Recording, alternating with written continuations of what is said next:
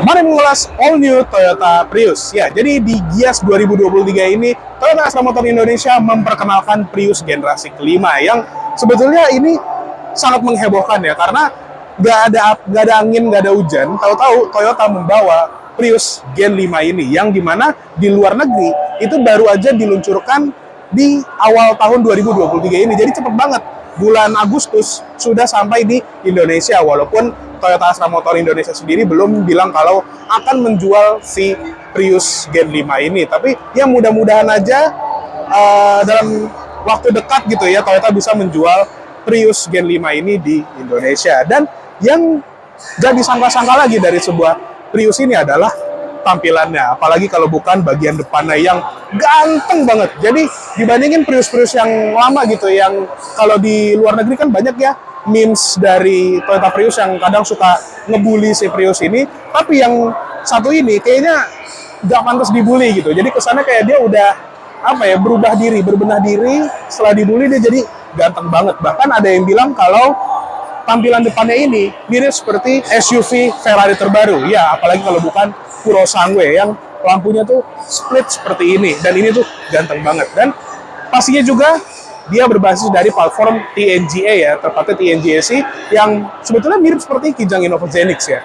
Dan di bagian depan dia memiliki kerebahan kabin yang benar-benar rebah gitu ya. Bahkan coefficient of drag-nya itu 0,27 yang dimana itu paling rendah di sejarah Prius. Jadi benar-benar rebah dari pilar B ke depan tuh benar-benar slick gitu desainnya. Bahkan ini juga turut membantu aerodinamika dari Prius Gen 5 ini. Dan lanjut lagi ke bagian depannya, seperti yang gue bilang tadi, di lampunya itu dia split headlamp seperti ini dan pastinya sudah full LED. Dan kalau kita lihat di depan sini ada sensor untuk radar Toyota Safety Sense berikut dengan monokamera yang ada di balik spion tengah. Oke, sekarang kita lihat ke bagian sampingnya. Nah, untuk di bagian sampingnya ini seperti ini velgnya ya, dan uniknya dia ada over fender ya. Oke, untuk velgnya dia dual tone seperti ini dengan palang yang agak rapat. Bannya 195/60 R17, pasti dengan ban Eco biar lebih irit bahan bakar dan lebih aerodinamis juga. Dan kalau kita lihat di bagian bawah sini ada emblem HEV Toyota terbaru ya, dengan logo bulat yang ada filosofi Beyond Zero dari Toyota, yang logo ini udah dipakai di Toyota All New Yaris Cross. Di bagian spion dia warnanya hitam dan dia juga ada handle di pintu depan, dan untuk pintu belakangnya dia ngumpet di sini kayak Honda HR-V ya kalau diperhatiin.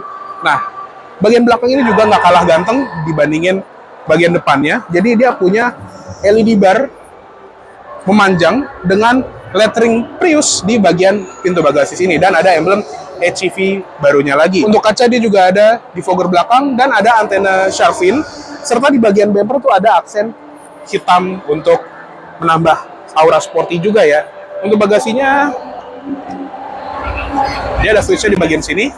Nah, kalau yang di luar negeri juga ada yang versi dengan power tailgate, tapi untuk yang dimasukin di Indonesia ini belum, karena cuma unit perkenalan aja. Dan bagasi juga lumayan lega walaupun dia liftback ya, jadi tetap lega. Untuk di bagian bawah lantai bagasi juga ada karo toolkit gitu, dan jok belakang bisa dilipat 40-60. Di bagian bawah joknya juga ada tempat untuk baterai dari penggerak mobil ini. Yuk sekarang kita lihat ke kabin belakangnya. Oke, masuk ke kabin belakangnya dari all new Toyota Prius, dan ini adalah posisi berkendara gue. Tinggi gue 170 cm dan bisa kelihatan ya, ini tuh mepet sih sebetulnya. Jadi kabin depannya lega, tapi kabin belakangnya tuh not so much ya. Nih, 3 jari, headroom mentok untuk tinggi gue yang cuman 170 cm. Ya tadi dari atapnya yang rebah itu ya, efeknya tuh ke headroom yang lumayan mepet, tapi yang nggak ngegencet gitu, masih tetap lega dan amenitiesnya tetap lumayan banyak. Jadi walaupun dia jok fabric yang dimasukin unit contoh ini, dia ada seat back pocket di kiri, sayangnya kanan nggak ada. Ada USB-C charger di bagian belakang sini, serta di bagian tengah belum ada armrest, tapi untuk yang di luar negeri itu ada. Tapi tetap ada 3 buah headrest untuk 3 buah penumpang dan ada seat belt. Dan joknya juga bisa dilipat.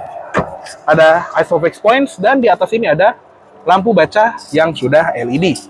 Ada grab handle, door trim. Ini pasti keras di bagian atas, tapi untuk di armrest pasti keras juga.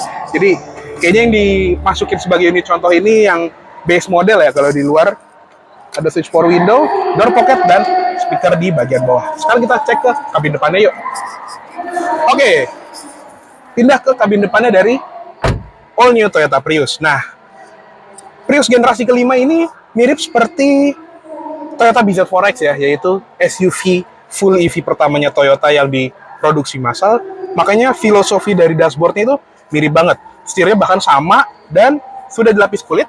Pengaturannya lengkap, tilt teleskopik. Tapi karena dia punya instrument cluster yang agak ke atas gitu ya, dia sebetulnya agak kehalang sama bagian atas dari setir. Dan ini juga terjadi di BZ4X sih kalau boleh jujur. Jadi ada beberapa informasi yang kalau dari posisi duduk gua ya, itu nggak kelihatan. Jadi layarnya agak ketutup setengah. Kalau mau full harus begini, setirnya turun tapi ya jadinya nggak enak buat di setirin. Dan ya gitulah, pokoknya biar terlihat futuristik dan terlihat seperti jet fighter, jadi ada yang dikorbankan, yaitu visibilitas dari instrument cluster ya. Dan coba kita nyalain ya, kita hit power mode-nya atau power button. Oke, instrument cluster juga ternyata mirip seperti Toyota BZ4X ya, yang informasi itu cukupan tapi nggak terlalu overload dari informasi gitu ya. Cukuplah ada charge eco power meter, speedometer, fuel gauge, dan sisa jarak tempuh, tampilan konsumsi BBM, status adaptive cruise control, energy monitor, dan setting-setting kayak buat setting sistem TSS-nya ya, Toyota Safety Sense, ada lane departure alert, blind spot monitoring, pre-collision system, safe exit assist, roadside assistant, adaptive cruise control, setting kendaraan, dan layar peringatan. Jadi lebih dari cukup lah, walaupun nggak rame gitu kesannya. Dan di bagian setirnya ini juga lengkap dengan tombol pengaturan audio. Di belakang nggak ada pedal shift, tapi untuk tuas lampu dan tuas wiper sudah otomatis. Di bagian sebelah kanan sini ada ventilasi AC minimalis, tombol auto high beam, dan ada headlamp leveling elektrik. Di bawahnya ada slot untuk menaruh kartu dan ada tombol untuk membuka fuel cap ya. Jadi untuk buka tangki bensin itu dia dipencet secara elektrik. Dan di bagian door trim ini juga nggak banyak soft touch ya, cuma di bagian armrest aja, dan handle-nya juga nggak chrome. Terus di bagian power window switch-nya ini juga sudah all auto, dan switch power mirror-nya yang sudah bisa dilipat secara elektrik ini mirip sama kayak kepunyaan Lexus. Di bagian bawah ada door pocket dengan speaker, dan di sini ada grab handle, sun visor, ada cermin dengan lampu rias LED, spion tengah masih manual dimming ya yang dimasukin sebagai unit contoh ini. Di bagian sini juga ada tombol-tombol buat nyalain lampu yang kapasitif, jadi nggak perlu pencet tombol gitu. Di bagian tengah ini head unitnya udah dilokalisasi ya, karena di bagian head unitnya ini kayak head unitnya kepunyaan Toyota Rush gitu, tapi tetap ada Android Auto dan Apple CarPlay yang kalau di luar negeri itu dia juga menggunakan floating display dengan layar sekitar 12,3 inci. Tapi untuk di unit contoh ini dia pakai head unit yang mirip seperti produk-produk Toyota yang kita kenal ya. Dan bisa jadi ya kalau head unitnya udah dilokalin gini, tandanya akan masuk ke Indonesia atau mungkin dijual resmi gitu. Ya kita tunggu aja. Dan di bagian bawah head unit ini juga ada ventilasi AC minimalis, dan ada kayak plakat bertuliskan Prius. AC yang sebagai unit contoh ini dia single zone, tapi untuk yang di luar negeri itu ada dual zone, bahkan ada heated and ventilated seats untuk yang trim atas gitu. Contohnya kalau di Amerika itu yang trim limited, tapi di sini belum ada, tombolnya masih kosong. Ada power outlet dan USB-C, ada tempat naruh barang, Dan di bagian sini ada 2 buah cup holder. Shifternya juga unik ya, dia modelnya kayak Lexus yang model joystick gitu. Jadi kalau maju tuh ke kanan belakang, kalau mundur tuh ke kanan depan. B tinggal tarik ke belakang, dan untuk park atau posisi P tinggal pencet tombol P di sini. Ada electronic parking brake, auto brake hold, dan ada mode berkendara juga. Ada power, normal dan eco, EV mode, traction off. Di belakang sini juga ada tempat penyimpanan yang kalau diperhatiin ya, dia punya beberapa Easter eggs. Jadi di bawah console box ini ada tulisan hashtag console box ya, milenial banget ya. Dan di samping sini ada tulisan hashtag side tray yang kalau di versi luar yang tipe atas dia kan punya wireless charger ya, tulisannya hashtag wireless charger, jadi unik juga. Dan di bagian console box ini ya ada USB-C. Ya kurang lebih itu aja sih yang baru bisa kita bahas di all new Toyota Prius ini. Jadi untuk interior ya, karena ini belum spek final dan kayaknya bukan tipe atas juga yang dimasukin, jadi kita nggak bisa berharap banyak. Ya mudah-mudahan aja soon, mungkin tahun depan atau 2 tahun lagi, Toyota Astra Motor Indonesia akan menjual si Prius baru ini di Indonesia. Kita tunggu aja. Yuk sekarang kita lihat ke ruang mesinnya. Oke, sekarang kita lihat ke ruang mesinnya dari si all new Toyota Prius ini. Nah, untuk mesinnya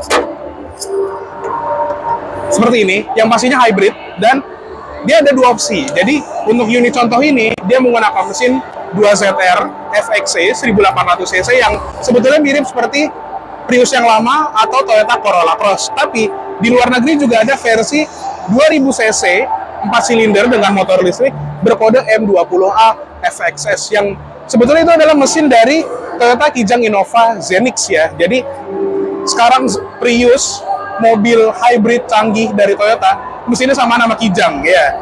Untuk yang 1800 cc ini tenaganya mirip-mirip seperti yang lama, sekitar 140 horsepower. Itu tenaga gabungan ya by the way, dengan mesin bensin dan motor listriknya. Tapi untuk yang versi 2000 cc M20AM FXS tadi, tenaganya hampir 200 horsepower, lebih tepatnya sekitar 196 horsepower. Jadi lumayan powerful.